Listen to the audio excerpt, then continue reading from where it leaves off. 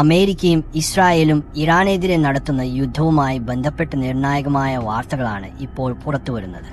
ഈ യുദ്ധം അമേരിക്കയെയും ഇറാനെയും ഇസ്രായേലിനെയും മാത്രമല്ല ബാധിച്ചിരിക്കുന്നത്, മറിച്ച് ഗൾഫ് രാജ്യങ്ങളെയും ഇന്ത്യ ഉൾപ്പെടെയുള്ള ഏഷ്യൻ രാജ്യങ്ങളെയും ആഗോള സാമ്പത്തിക മേഖലയെയും ഒന്നാകെ ഇത് പിടിച്ചുലച്ചിരിക്കുകയാണ്.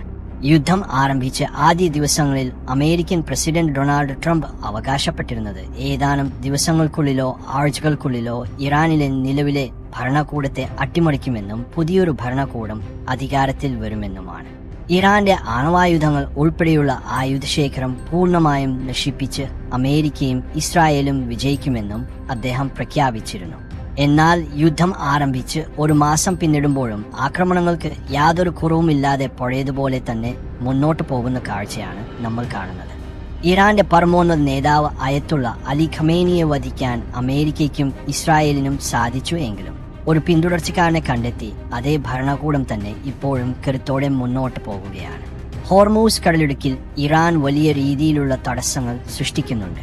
ഇതിനെതിരെ ശക്തമായ പ്രത്യാക്രമണം നടത്തുമെന്ന് അമേരിക്ക പറഞ്ഞിരുന്നുവെങ്കിലും കടലിടുക്ക് തുറക്കാൻ അവർക്ക് ആദ്യം 5 ദിവസത്തെ സാവകാശം നൽകുകയും പിന്നീട് അത് 10 ദിവസമായി വർദ്ധിപ്പിക്കുകയും ചെയ്തു.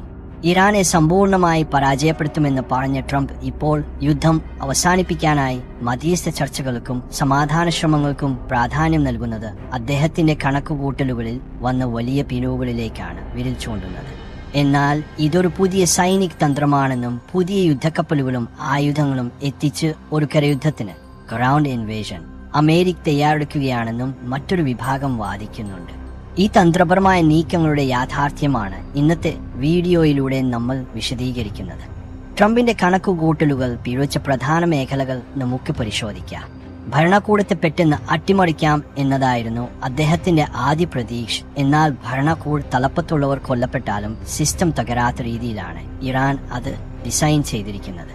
കൂടാതെ ഇറാന്റെ തിരിച്ചടി ഇസ്രായേലിൽ മാത്രം ഒതുങ്ങാതെ ഗൾഫിലെ അമേരിക്കൻ സൈനിക കേന്ദ്രങ്ങൾക്കും എണ്ണ വ്യവസായങ്ങൾക്കും നേരെ ഉണ്ടായതും അമേരിക്കയ്ക്ക് വലിയ പ്രഷർ നൽകി.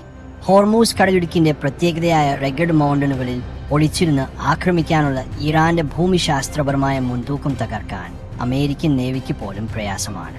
എണ്ണവില ഉയരുന്നത് അമേരിക്കയിലെ ഇൻഫ്ലേഷനും സ്റ്റോക്ക് മാർക്കറ്റ് തകർച്ചയ്ക്കും കാരണമാകുന്ന സാഹചര്യത്തിൽ രാഷ്ട്രീയമായ തിരിച്ചടി ഭയന്നാണ് ട്രംപ് ഇപ്പോൾ സമാധാന ചർച്ചകളെക്കുറിച്ച് സംസാരിക്കുന്നത്.